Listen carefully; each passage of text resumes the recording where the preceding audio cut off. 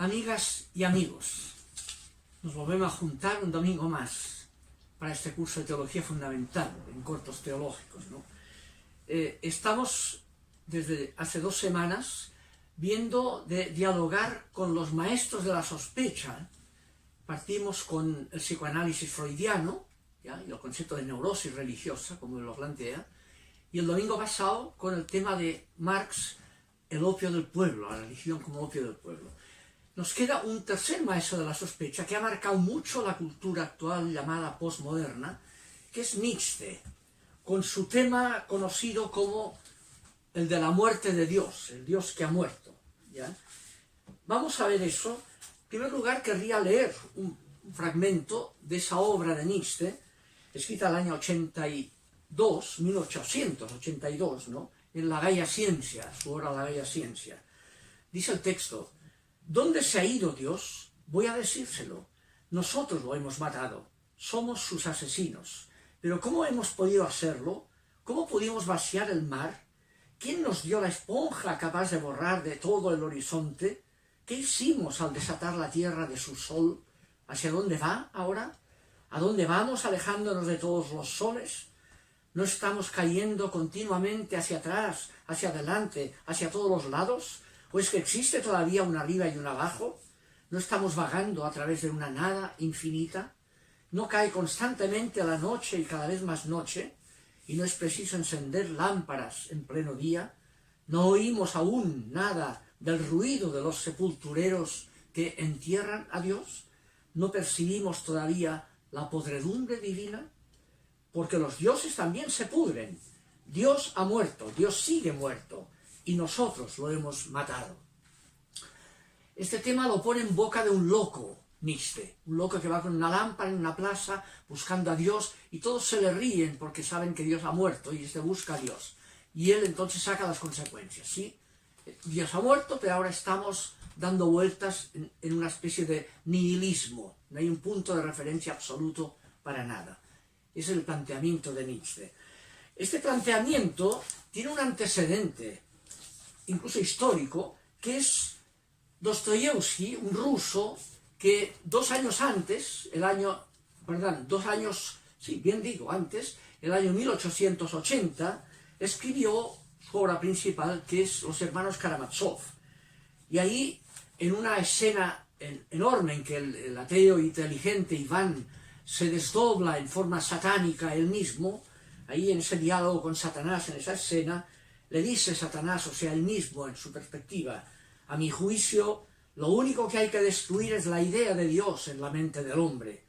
Por aquí hay que empezar. ¡Qué ciegos son! No comprenden nada.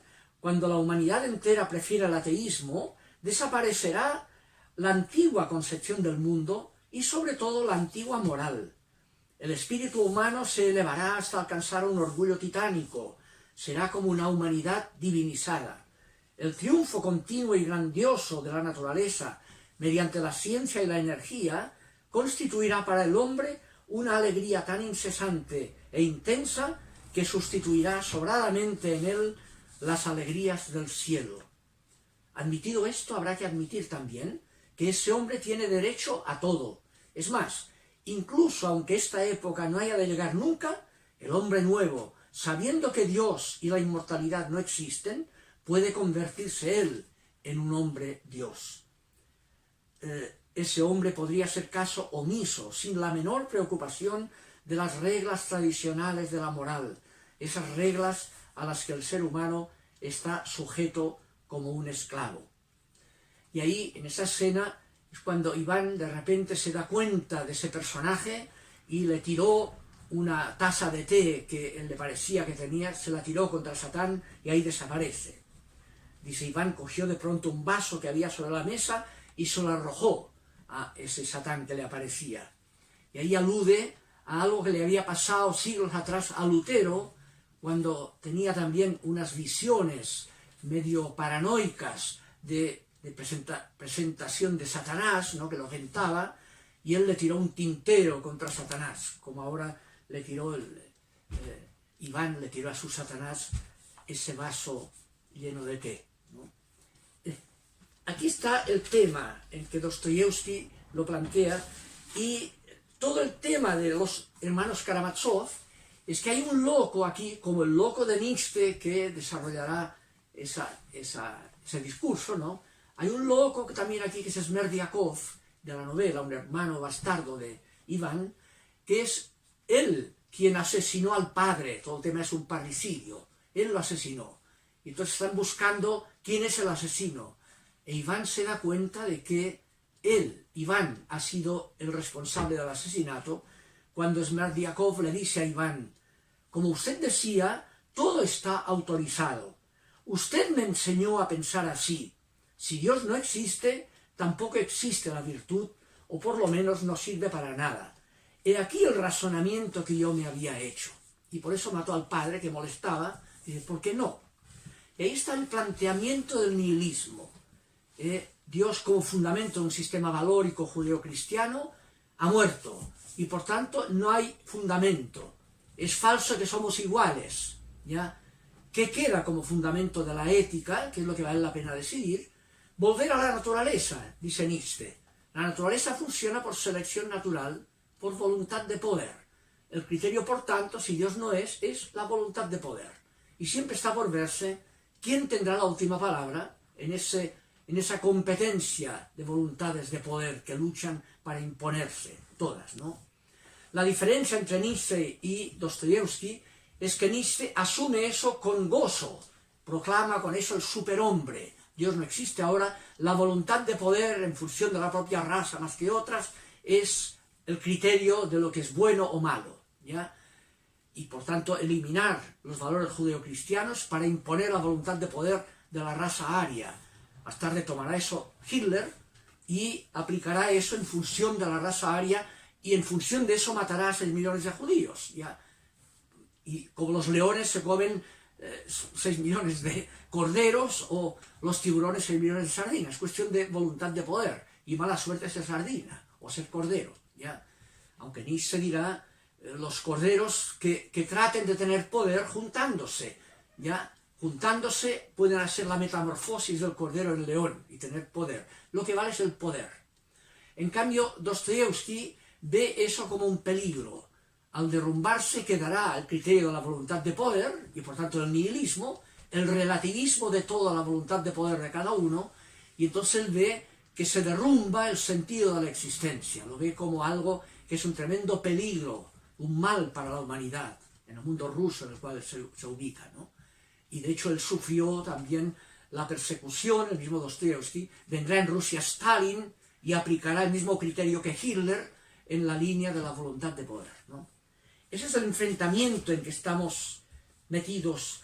Eso marcó lo que llamamos la posmodernidad, que es el que se ha derrumbado el fundamento valórico, tanto religioso como de las utopías modernas.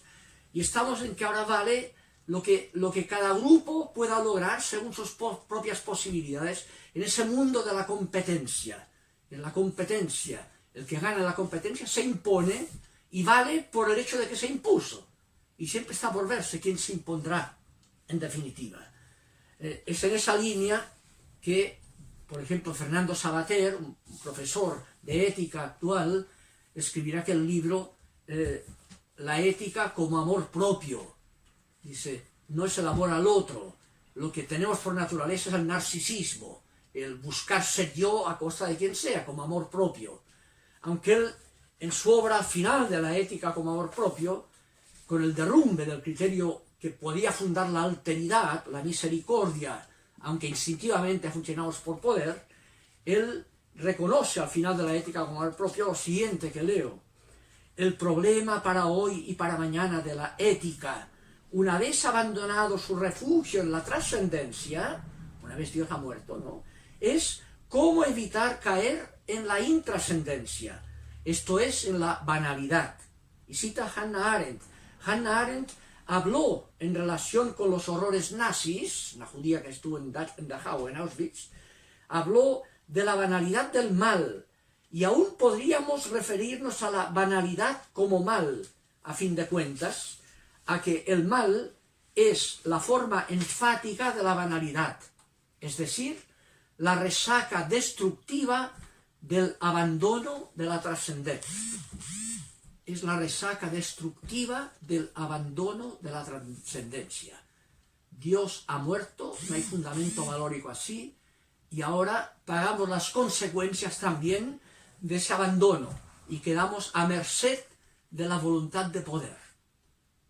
Y eso marcó la Segunda Guerra de Hitler aquí, la de los nipones y Japón en Oriente, todas las formas menos coherentes que el Nietzsche, que es ateo, de supuestos católicos que funcionaban sometiéndolo todo a la seguridad nacional, en nombre de Dios, con una incoherencia total, haciendo ver que ese Dios no ha muerto, pero ese Dios, que es el Dios que garantiza la misericordia, resulta que lo usan para garantizar el poder a costa de matar en nombre de el Moloch de la nación o de la raza, matar y producir más muertes, ¿no?